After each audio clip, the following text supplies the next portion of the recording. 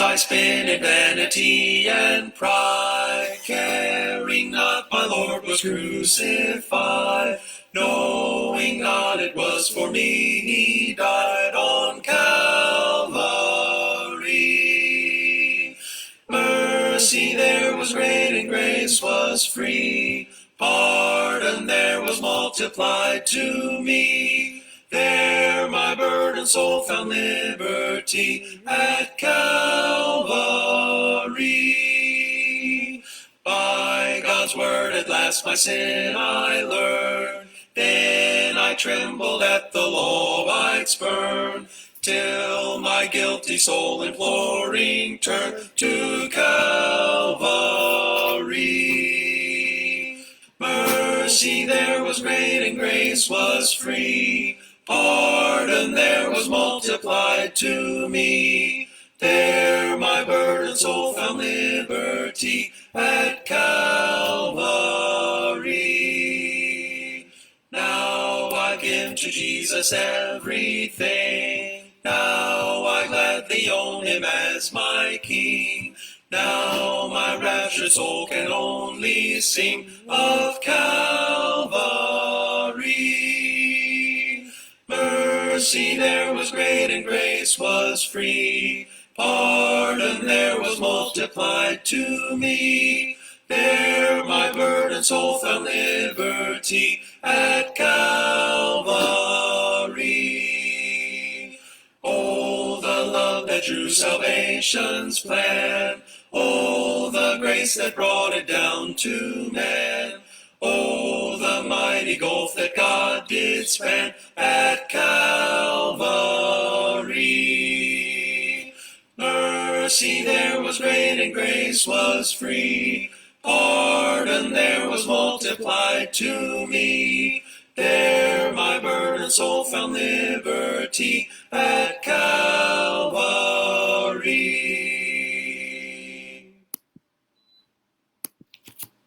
Magandang gabi mga kapatid at mga kaibigan. Maayong gabi mga kaisulan o mga higala. Naimbang rabi, kabsat, maya pabi ka rin kapatad. Good evening, brethren. So tungli tayo po ay nandito naman po sa ating kawalang gabi na pangangaral, at ito po ay tungkol po sa aklat po ni Isaiah. Ito po sa Isaiah chapter 31. Ito pa rin po ay parang ito pong makikita nating sa Isaiah. Meron palaktalok di ba? Inulit po mga kapatid sa 31, yung pong paghingi ng tulong ng Israel mula po sa Ehipto. At dito sinasabi ng Panginoon ang isang babala laban sa bansang Israel dahil sa kanyang ginawa na paghingi ng tulong sa Ehipto.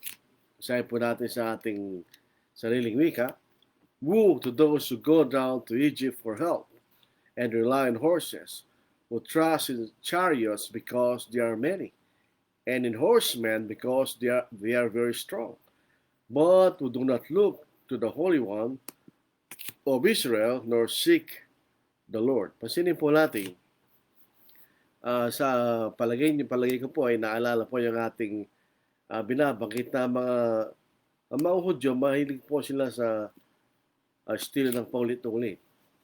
Kahit po rito sa Isaiah 31 verse 1, mayroon po maraming tinatawag nating parallelism.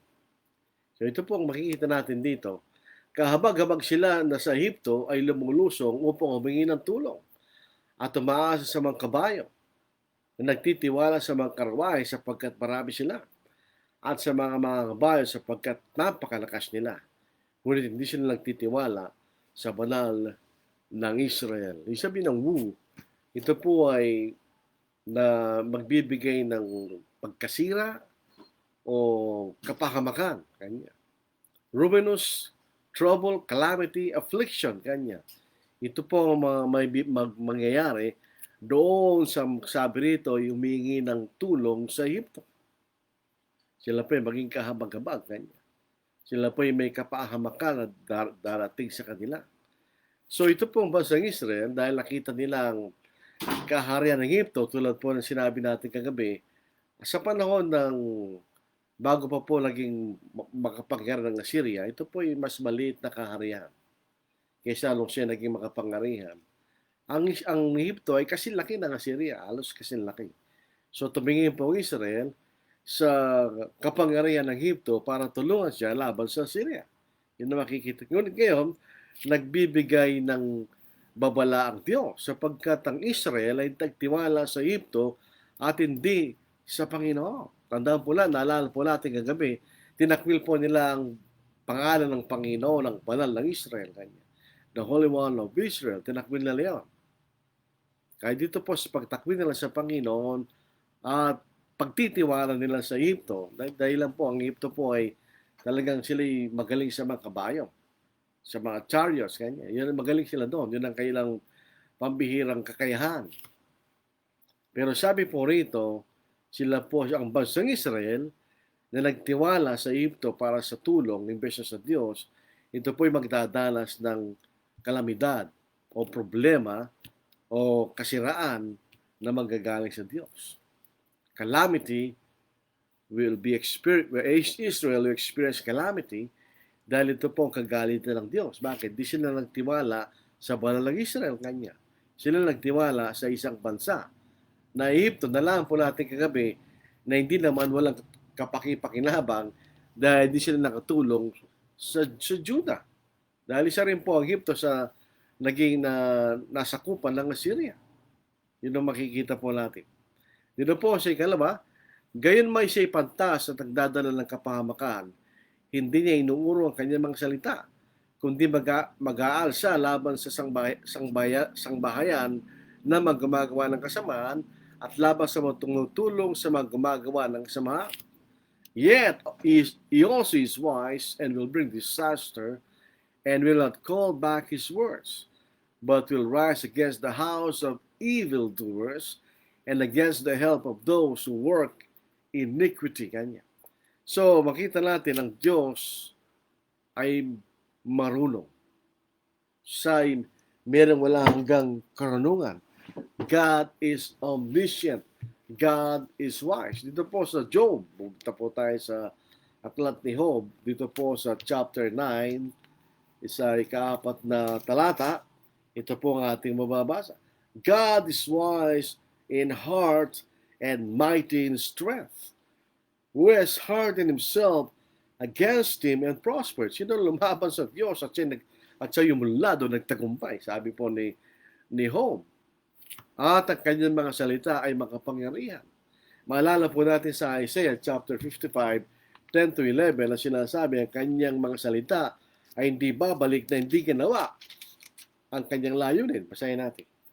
For as the rain comes down, ang ulan po ay bumabagsak sa lupa, and the snow from heaven, and do not return there. Ang ulan po ay bumabagsak at ang niebe bumabagsak, hindi bumabalik sa pinanggalingan ganyan. But water the earth, and make it bring forth and bud, that it may give seed to the sower and bread to the eater. So shall my word be that goes forth from my mouth. It shall not return to me void, but it shall accomplish what I please. Sabi po ng Panginoon, and it shall prosper in the thing for which I send it. Kung paano po na ang ulan at niebe ay nagagawa kayo ng layunin na yung lupa po ay kailang tubigan para tumubo po yung mga halaman at pagbigay ng sabi rito, binig sa nag-aasik at tinapay doon sa kumakain kanya, gayon din ang salita ng Diyos. Hindi babalik sa kanya, hindi niya ginawa ang mga bagay na kanyang layunin sa kanyang salita. Kaya ang kanyang salita ay makapangyarihan. Powerful words. So hindi na niya yung sinabi ng Diyos ay gagawin niya ngayon. Hindi na niya, ibig sabihin, ipopost po niya mga bagay sinabi niya. Sinabi ng Panginoon, ito yung mangyayari kanya. Sabi niya, you will bring disaster sa dalawa. Ang bahay ng gumagawa ng masama, the house of evildoers. Iyan ang sangbahayan ng Judah. At yung tumutulong sa gumagawa ng masama. So, the help of those who work iniquity yan ang Egypt. Sapagkat ang Judah ay humingi ng tulong sa Egypt, itong dalawang ito ay sila po ay bibigyan ng kaparusahan ng Diyos. Yet is also is wise and will bring disaster, kanya, kapahamakan, kanino? Against the house of evildoers, yan ang Judah, and against the help of those who work iniquity, yan ang Egypt. Yun yung medyo sinasabi ng Panginoon dito. So hindi niya nakakalimutan ang ginawa lang kanyang bayan na imbes na siya ay pumunta sa Diyos at kanyang hanapin ang proteksyon ng Diyos, siya ay pumunta sa Egypto. Sa verse 3, now the Egyptians are men and not God. Sabi dito, and their horses are flesh and not spirit. When the Lord stretches out his hand, but both he who helps will fall, and he who is help will fall down, they all will perish together. Kahit hindi po tayo marunong, maalam po natin ang napakasimple ng kahulugan nito, di ba? Verse 3, at ang mga Ehipsyo, sabi dito, ay mga tao at hindi Diyos. At ang kanilang mga kabayo laman, hindi Espiritu. Kapag iniulat ng Panginoon ng kanyang kamay, siyang tumutulong ay matitisod at siyang tinutulungan ay mabubuwal at silang lahat ay sama-samang mapapahamak. Sabi rito ng Panginoon, ang mga Ehipsyo ay tao. Hindi sila Diyos.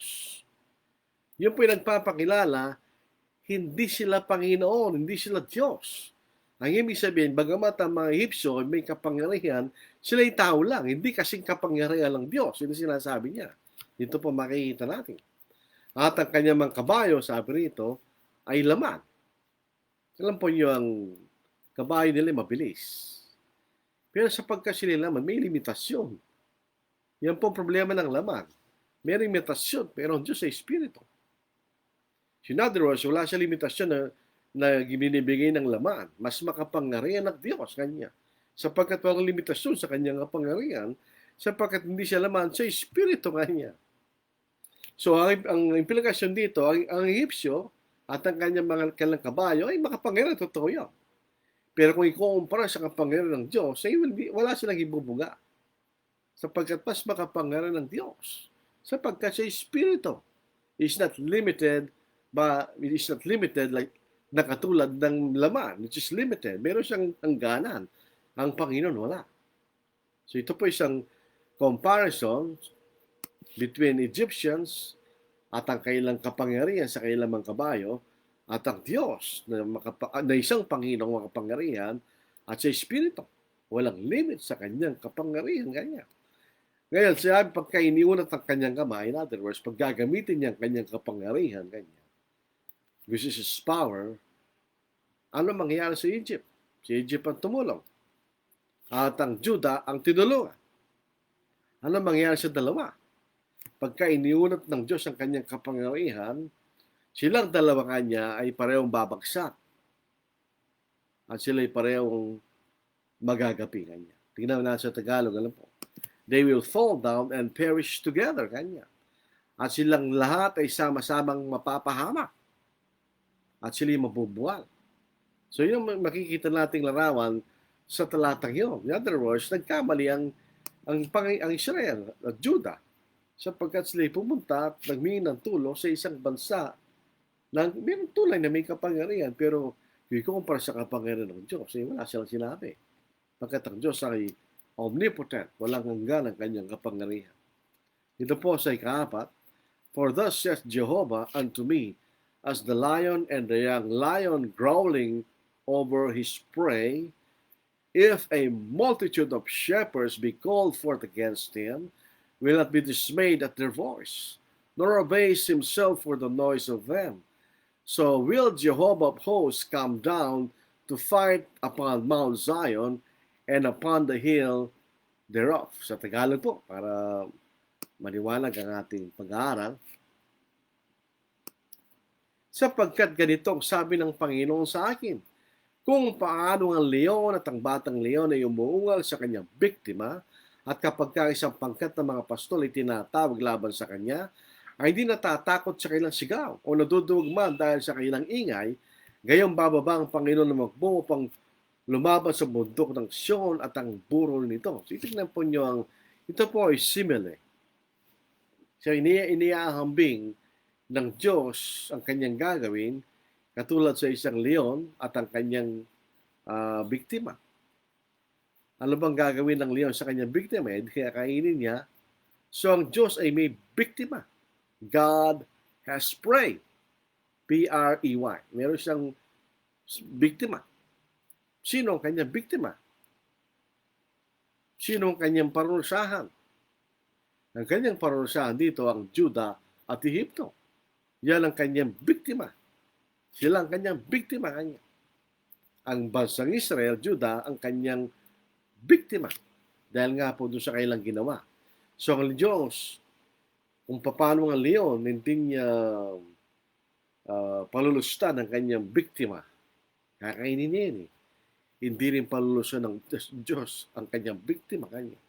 Ang biktima niya rito ay ang Juda.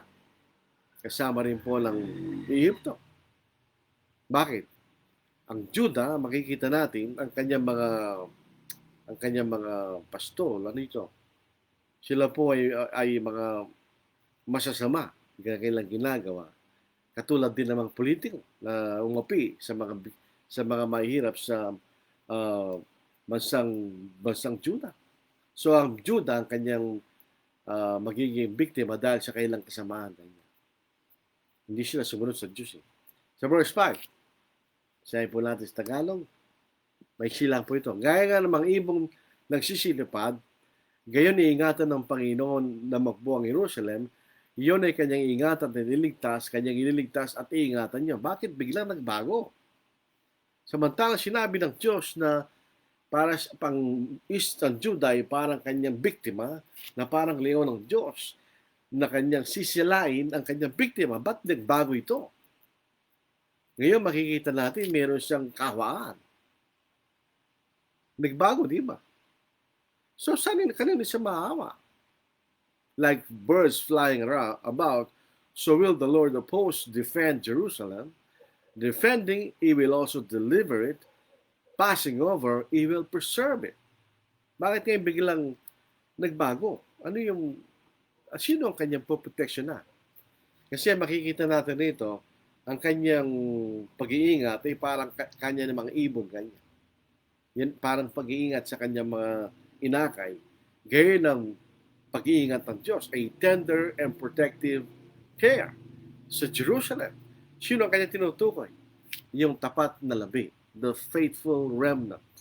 Yan ang kanyang iniligtas kanya. Pero yung karamihan, ano yung karamihan? At yun ang kanyang biktima na sisilain. Ano yun? Siya'y magiging mabaksik. Kumpara doon sa pagtingin niya doon sa kanyang tapat na labi, faithful remnant, para siyang ibon na lumilipad na nag-iingat sa kanyang mga inakay. A very tender and protective care. Pero doon sa karamihan ng Juda, na ano ito? Yan ang sinful at corrupt na mga sabay ng Juda. Ito yung karamihan, parurusahan niya. So, pinaproteksyonan ng Diyos ang kanyang labi. The faithful remnant. Dito natin makita ang dalawang larawan ng Diyos. Ano ba yung tender? Ang tender and protective care sa kanyang, na parang ibon sa kanyang inakay, laban sa kanyang malupit na pagpaparusa, laban sa kanyang kaaway. Ang kaaway nito ng Diyos ay ang Juda, yung makasalanang Juda, yung sinful and corrupt, yung karamihan sa kanyang bayan. Pero merong labi na tapat, yun ang kanyang bibigyan ng protection. Kaya parang merong shift, o dahil doon sa kanyang tinatawag na remnant. Ngayon dito po sa Isaiah 31 verse 6, return to Him against whom the children of Israel have deeply revolted.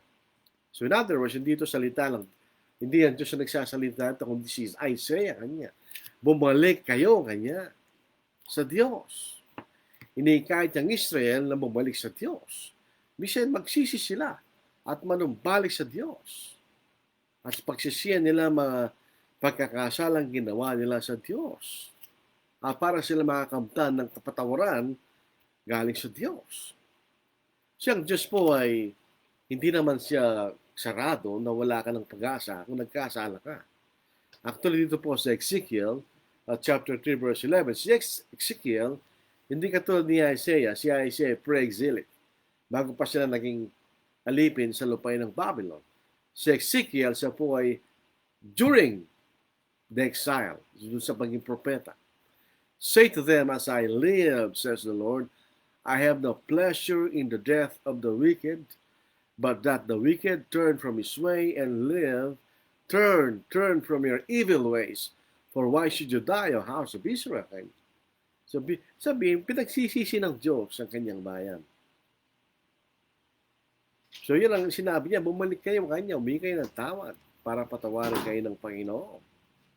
For in that day, every man shall throw away his idols of silver and his idols of gold seen, which your own hands have made for yourselves.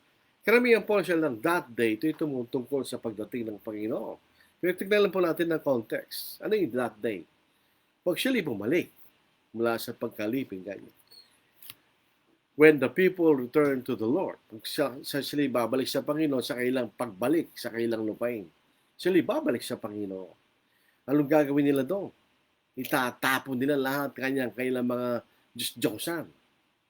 Dahil ang utos ng Diyos, pagkikipansin ninyo, ang mga unang kautosan ng Diyos, Exodus chapter 20, verse 3 to 5, you shall have no other gods before me. You shall not make for yourself a curved image or any likeness of anything that is in heaven above, and that is in the earth beneath, or that is in the water under the earth. You shall not bow down to them nor serve them, for I, the Lord your God, am a jealous God, visiting the iniquity of the fathers on the children to the third and fourth generation of those who hate me. Napapansin po natin, ako po ay dating Katoliko. Saan ako bakit ako naging Katoliko? Dahil aking mga magulang Katoliko, ang kailang mga magulang Katoliko. So pag tayo po ay ipinanganak sa isang maling pananampalataya, most probably maging anak mo ganun din ang pananampalataya nila. Kaya ang kapuotan ng Diyos ay hanggang doon sa ikatlo, ikaapat na saring lahi, yaw na po sa akin kanya. In other words, yung mga sumasamba sa Diyos-Diyosan ang sinutukoy niya. Sabi niya, huwag kayong magkaroon ng mga Diyos sa akin. Huwag kayong magkaroon ng Diyos-Diyosan kanya. Incidentally, yung salitang gods po rito, you shall not have no other gods before me, ay galing sa salitang Elohim. Ito natin makikita, ang Elohim ay hindi siya singular, siya ay plural. Yan ang kanyang natural na kahulugan, plural. So itong ginagamit ito sa Diyos, in other words, ang Diyos ay hindi binubulang siyang persona lang. Ito ay nagkakaisang Diyos. Sa Isaiah 31 verse 8, ay silang po itong ating pag-aaral po sa gabing ito, pero mahalaga. Then Assyria shall fall by a sword not of man, and a sword not of mankind shall devour him, but he shall flee from the sword, and his young men shall become forced labor. Kung magkagay mabubuwan ang taga-Syria sa pamamagitan ng tabak, hindi sa tao, at ang tabak na hindi sa mga tao lalamon sa kanya, at kanyang tatakasan ng tabak, ang kanyang mga binata ilalagay sa pilitang paggawa. So ito'y Babylon. Ito yung tabak ng Diyos. Ang Babylon,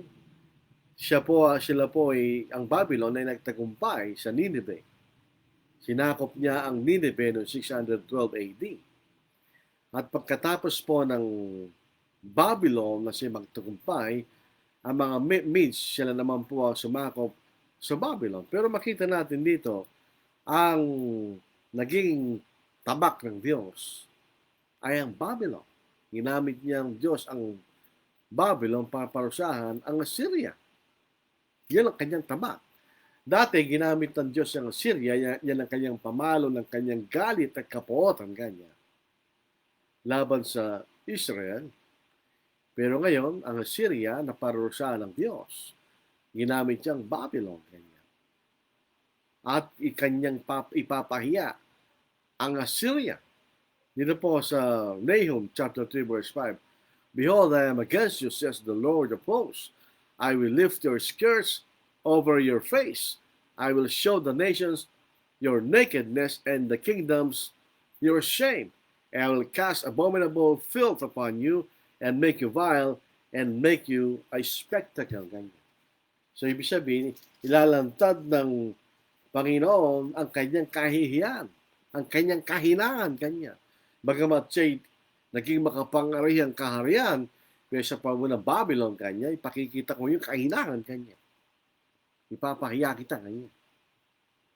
Yan ang sabi ng Diyos. Ginamit niya ang Babylon para parusahan ng Syria.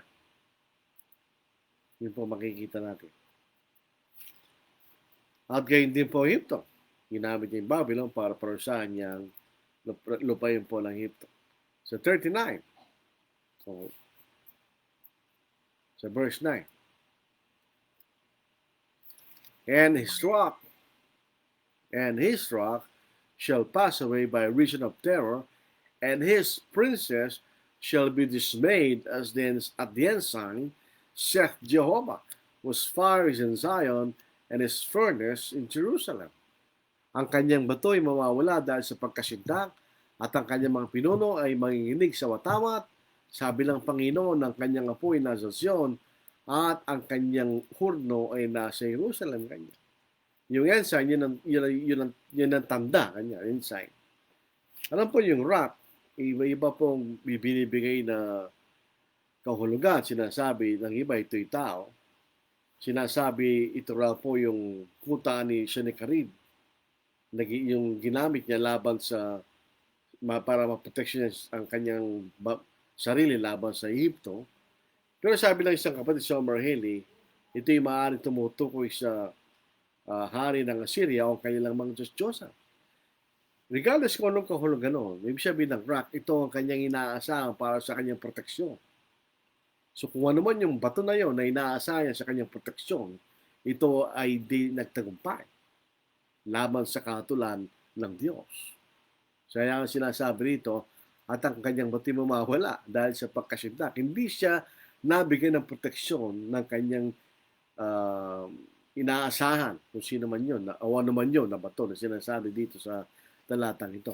At ang apoy sa Zion kanya, at ang kanyang apoy nasa Zion, at ang kanyang urno ay nasa Jerusalem. Dalawa rin po ang makikita natin dito. Yung kanyang earth o yung kanyang apoy sa altar na kung saan ang kanyang mga ahin ay ginagawa ay nasa Jerusalem. Pero ganun din po, ito yung pwede mahulugan ng apoy ng kanyang galit na nagdudulot ng pagkasira kanya. Tingnan po natin sa Isaiah 29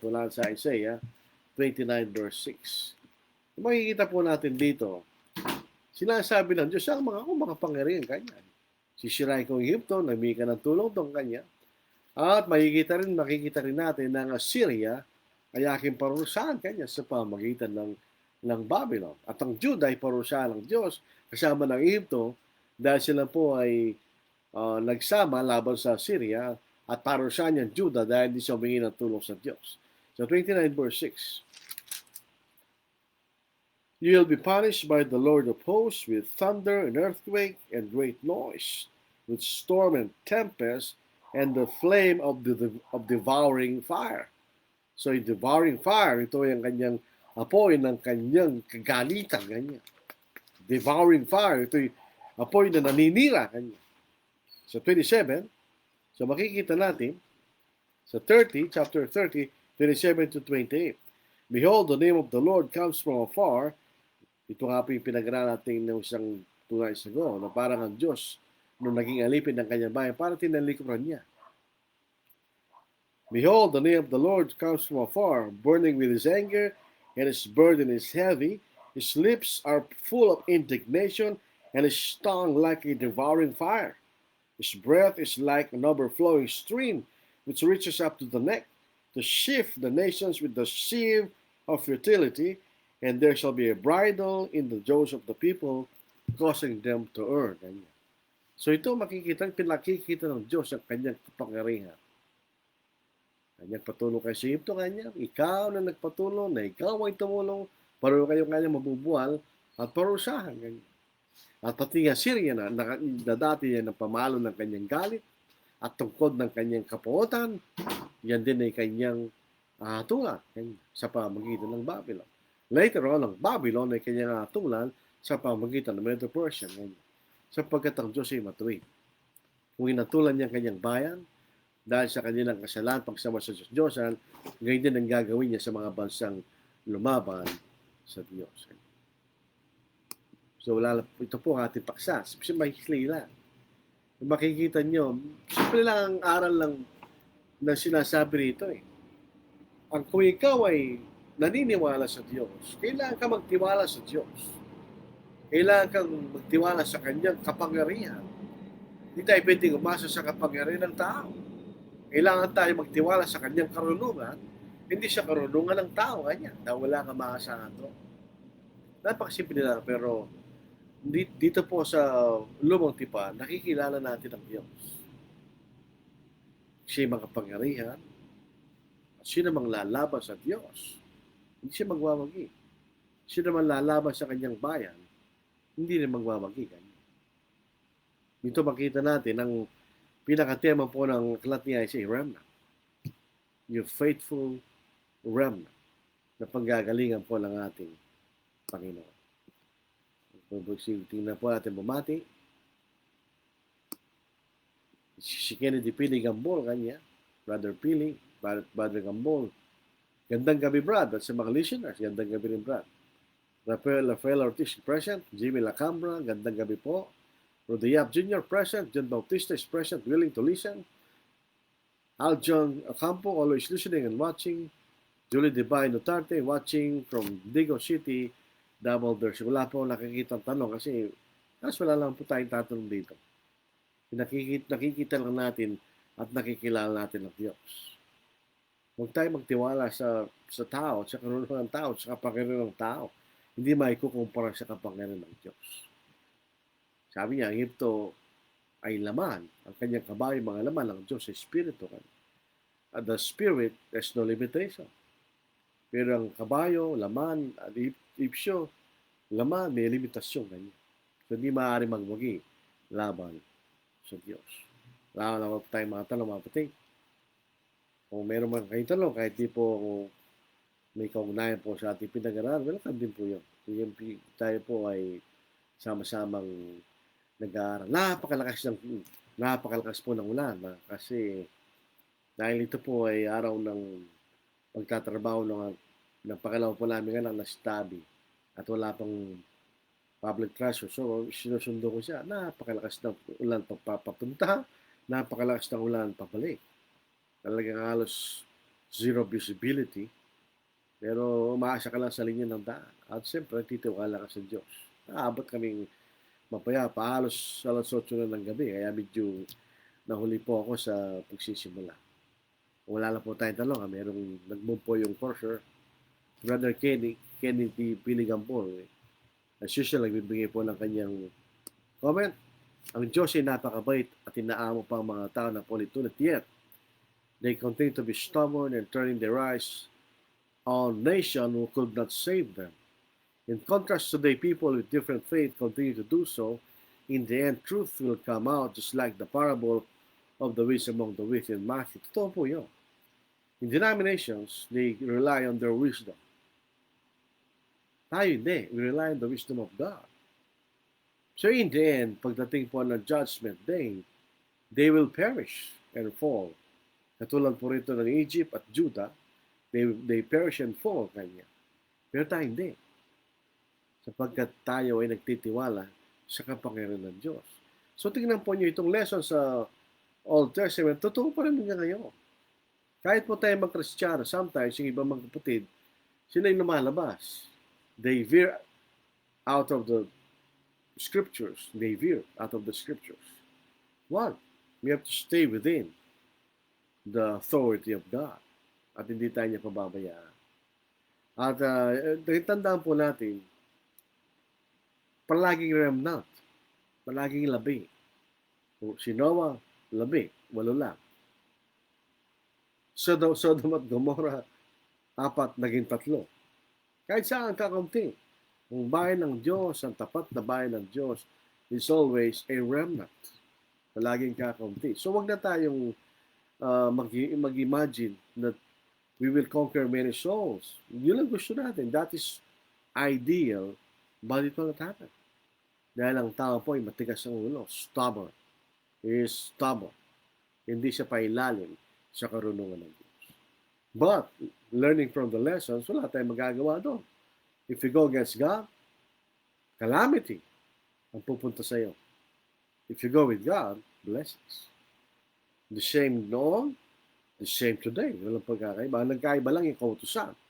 The same responsibility, the same principle. Disobedience, punishment. Obedience, blessing, and salvation. Hindi nagbabago ang Diyos. The same principles. Ang pagkakaiba lang yung kautusan. But the same principle ang pinagagalaw ng Diyos. Maganda po yan. Thank you, Brother Kennedy Pili Gambon. Wala na po tayong mga tanong. Usually po, yung paggabi, mas kakunti nakikinig. Siguro dahil po nga po nagtatrabaho na, pauwi pa lang sila. But they can always watch kasi ito po ay nakasave sa aking Facebook account. So, hindi mawawala po doon. Aside from that, sinisave ko rin. Hindi ko pa po nailagay sa YouTube, pero pinaplano ko. Pati po yung pinapadala kong mga PowerPoint, I will spend a day to do that. Kasi minsan po napaka-busy, alas wala na po tayong oras sa ibang mga bagay. So, maraming salamat sa inyo. Ako po ay natutuwa. Nagpapatuloy tayo sa ating pag-aaral po sa Aklat ni Isaiah. Lalo na ma-appreciate po natin yan pagdating natin sa dulo. Makikita natin ang appreciation natin sa aklat na ito. At it will help us, hindi lamang para malaman natin ang maunawaan natin ang dealings ng Diyos sa bansang Israel, and it will help us in fighting the false doctrines of denominations using Isaiah, misusing Isaiah. Napakarami po niya. They misuse Isaiah, they misuse the book of Revelation. Bakit nila ginagawa? Kasi mga mga highly figurative literature. Hindi sila pupunta sa literal, madaling maintindihan. Pero pupunta ka sa Isaiah na may mahirap na bahagi, yun na ginagamit nila para makapandaya sa mga inaaralan po nila. But, if you know the scriptures,